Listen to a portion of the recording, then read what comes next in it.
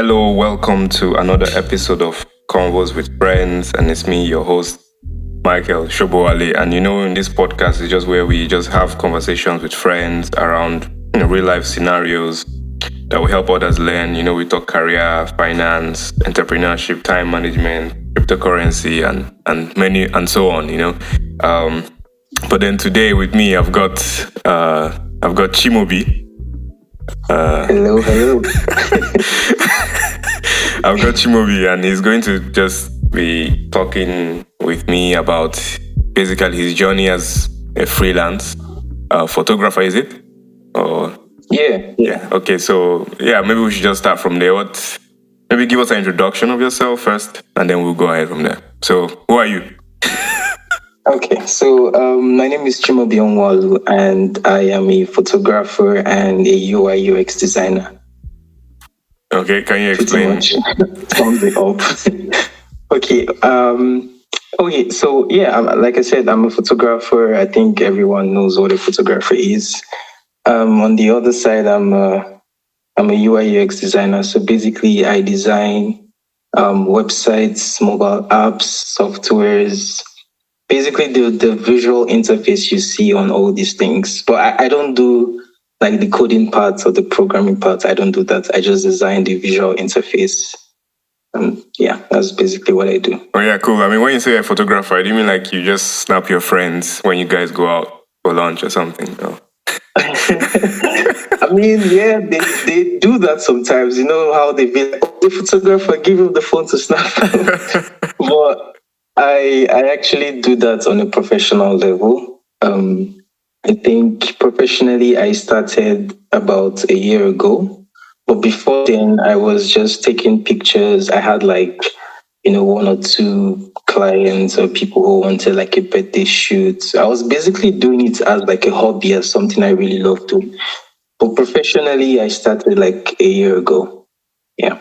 Maybe you should just take us on a journey back to before you started doing it professionally and when you were doing it as a hobby. I mean, of course, you were getting paid from it, but can you just take us back to like how did you begin this photography as a freelance business or something?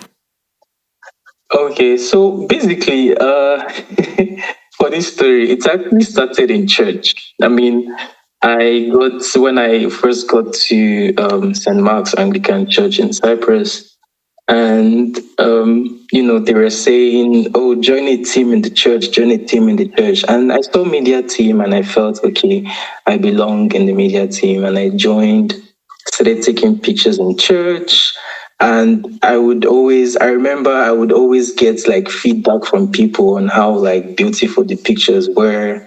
And then it progressed to after church, people would like, oh, come and take a picture of me, come and take a picture of me. And then, that just started. And I think what really stood out for me was how happy, like the joy people, I could see people feeling, how happy they were after they saw their pictures. And I was like, oh, I could actually like do this. And I just kicked off from there. It went from taking pictures in church, and then I did a lot of like free stuff. Like if someone is doing a birthday, I just go and take a bunch of pictures. Just to build my portfolio. And then from there, people saw my work online. I started posting more. At the time, I didn't really know what I wanted to focus on because I did a lot of or how do you call it, like architecture photography. I was taking pictures of buildings. I took a picture of like nature, and of course I took portraits of people. So I was like all over the place. But then I realized that, of course, people started texting me, oh, I need a shoot. And I was like, okay, let me just focus on, portrait photography. And it basically just kicked off from there. It was the craziest thing ever because I never thought I would make money from this when I started. But I saw. Just to like clarify, did you study photography in school? Like how? Because it seems you skipped that part of school. Oh, so I wouldn't say I studied it because what I studied was entirely different. Although I took a few photography courses, but that was after I started taking pictures. So basically, those courses just helped me get better, like understanding the core principles of photography. You know, how to, for example, something I still kind of struggle with is like how to pose your model, how to direct your model and stuff like that. So those courses I took, they sort of like helped me to, master that area of photography. So, but I actually learned by myself. I spent a lot of time on YouTube editing. I took, like I said, I took a lot of free pictures, free jobs. So I basically used that to like, build myself and get better before I actually started charging people. So just to clarify, what did you now study in school? Like, why are you? Okay. So I studied visual arts and visual communication design. Okay. And I know that sounds scary. Whenever I say it, people are like, "Eh, what did you say?" So it's a broad field basically. They teach you graphic design, UI UX design. They teach you a bit of animation, but for the most part, it's mostly graphic design. So they like, how do I even explain this? They teach you from like the beginner stage to the advanced stage, and they basically like um, teach you how to think and how to create stuff. Like it's not just about going to Photoshop and designing stuff. It's about making original designs. So they actually like teach you how to be very creative and stuff like that. And so that's what I studied. There was a bit of filmmaking course in the department. And of course, I took some photography courses as well. So they teach you all these things, and then you sort of like master an area, of your choice. All right, nice. Sounds good. Well, based on what you have experienced so far in the journey of being, maybe now you're doing professionally. Maybe then, when you Yes. started, like, what did you love the most about doing that freelance photography? It was mostly the feedback I got from people. I don't know if that makes me sounds like, but like I could. It was me basically putting smiles on people's faces. That's just how I saw it, and I loved doing that a lot. And I said, if this is one way to make people happy, I will do it, and I will continue doing it. So I started doing it. I was learning really fast. I saw I was getting good at it. And, I took it to a professional Are level. you trying to say you did not get money from it? You didn't like the money that you got from it? No, I do, of course. Of course. I mean, it's money.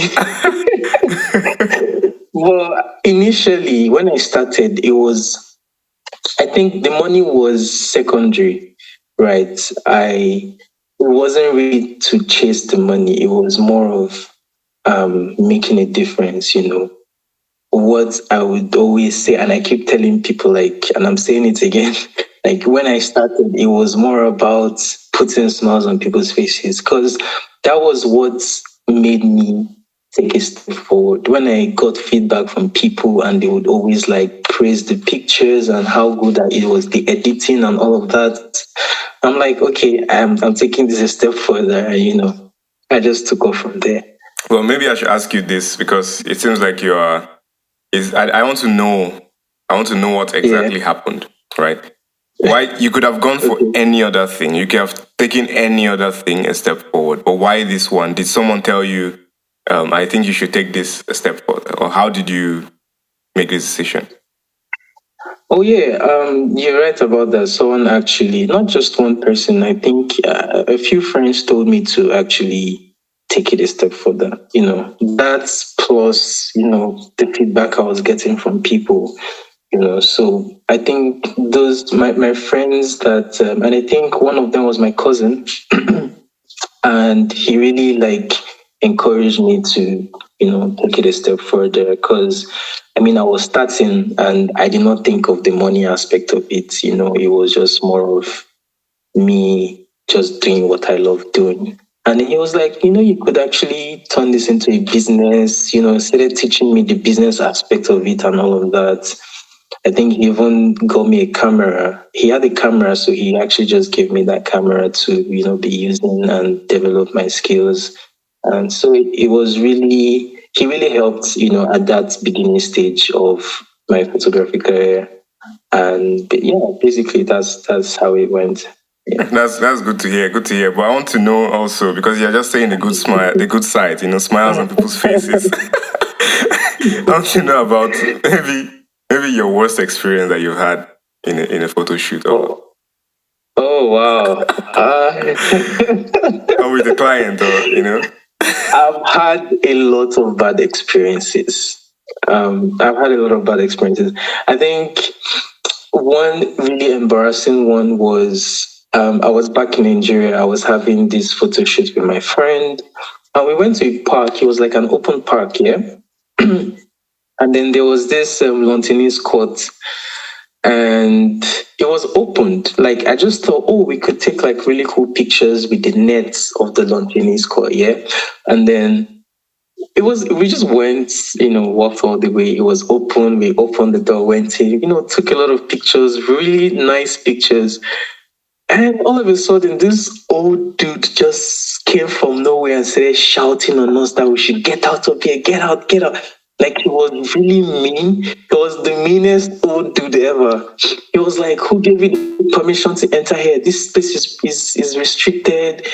He said a lot of words, said a lot of stuff. I was pissed because, in a way, it was kind of on me. It was my decision for us to go in there.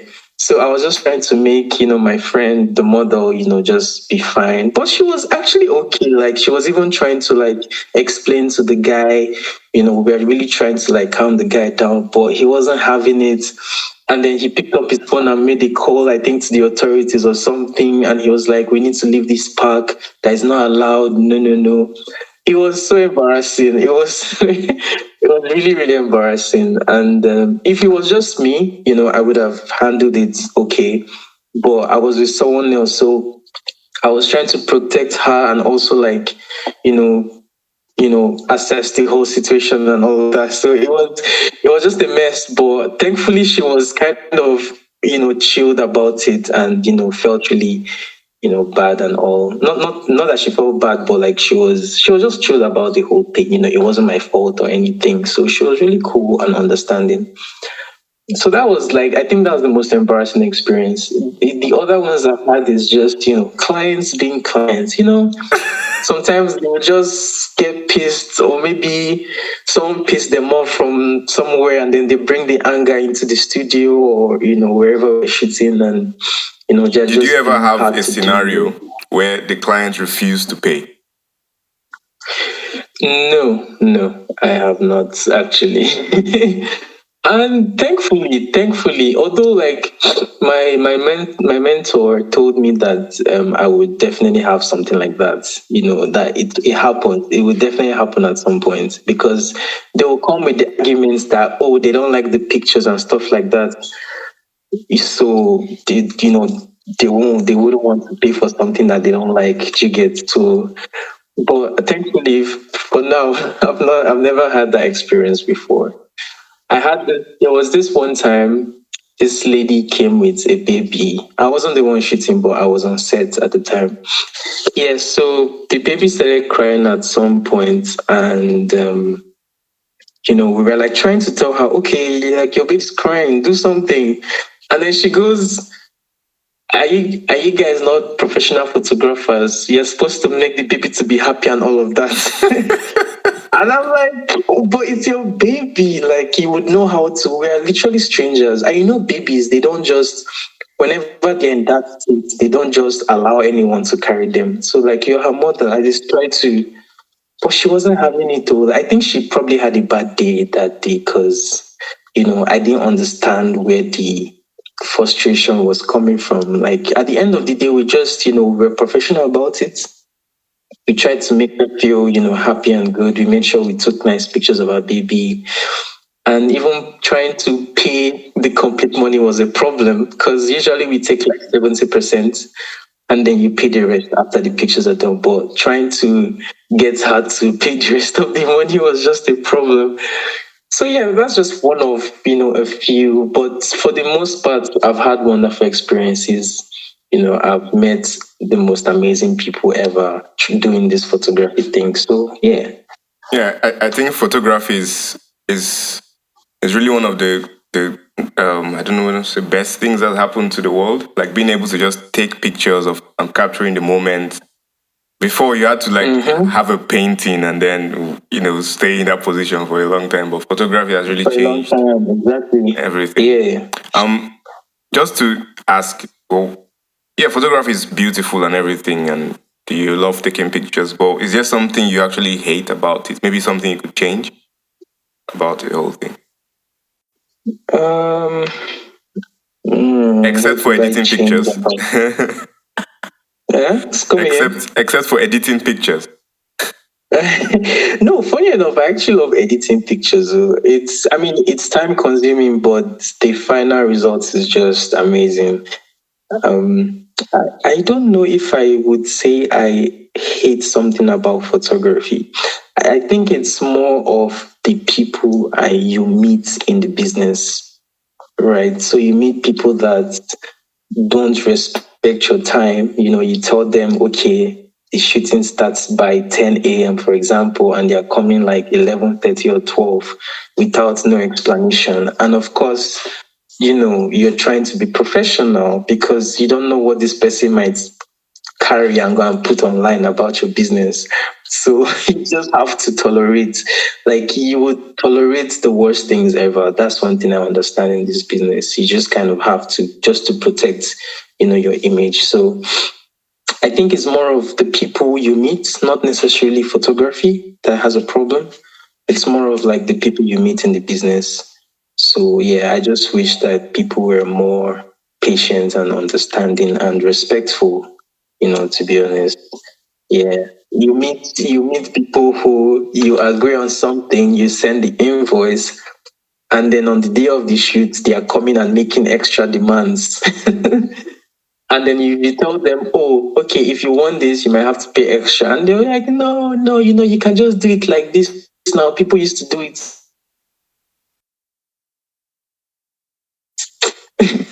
so those things can be annoying, but yeah. Or when someone tries to hire you and they ask for your price and then you tell them and they're like, that you're so expensive. This person can do it for a cheaper price. In my mind, I'm like, okay, go to the person.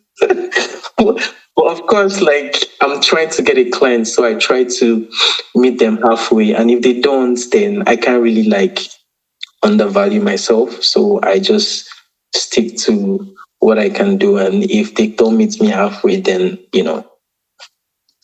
I I mean, despite all this, like, despite all the experiences you're having and all these things, like, you initially you like to put smiles on people's faces, but now you have taken it professionally. You're actually doing it as a career, and you're driving like yourself into it. No more freelance now.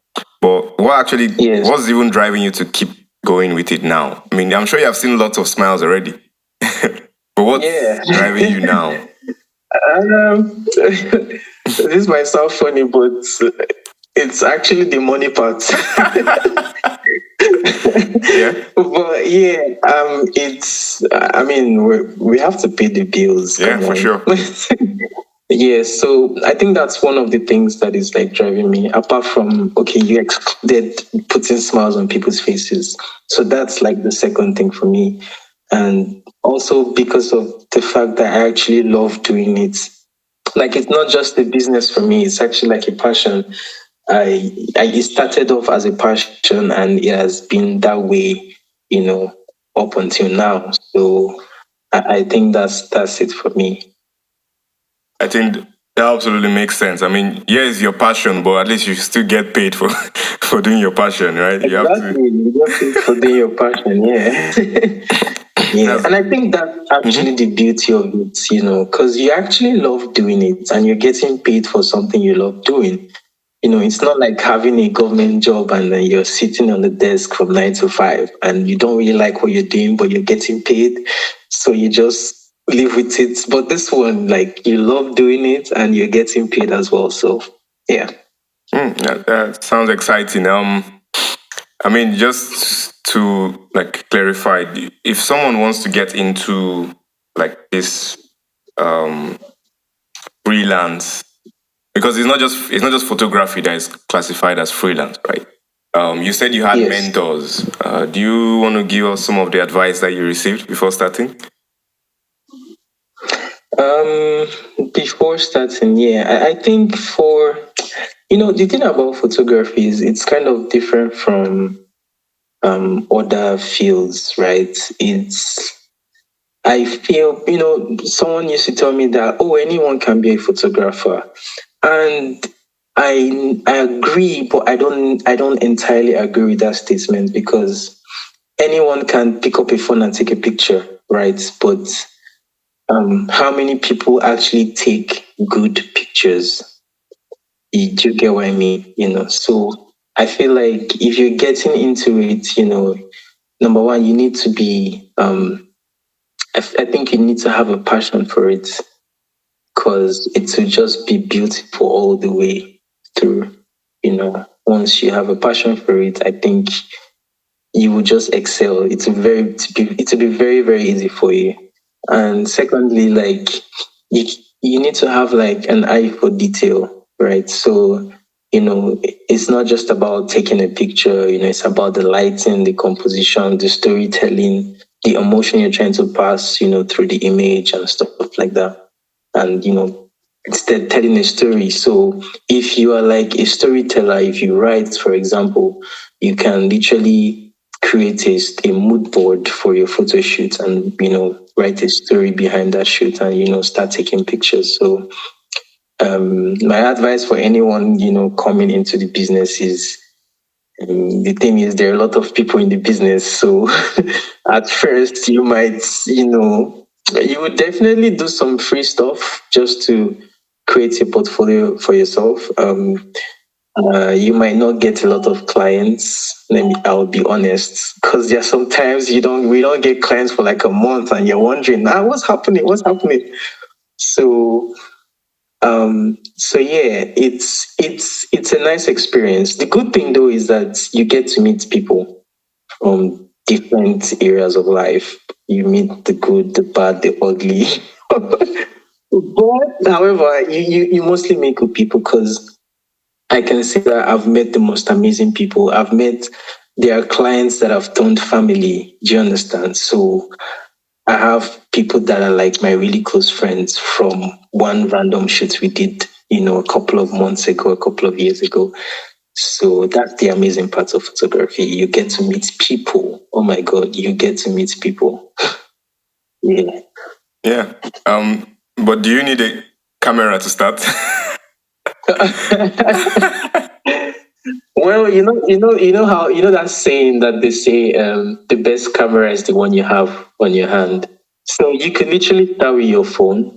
Thankfully, when technology has advanced so much that your phones can take really solid pictures. So if you don't have a camera, there's no rush, there's no fear. You can literally start with your phone.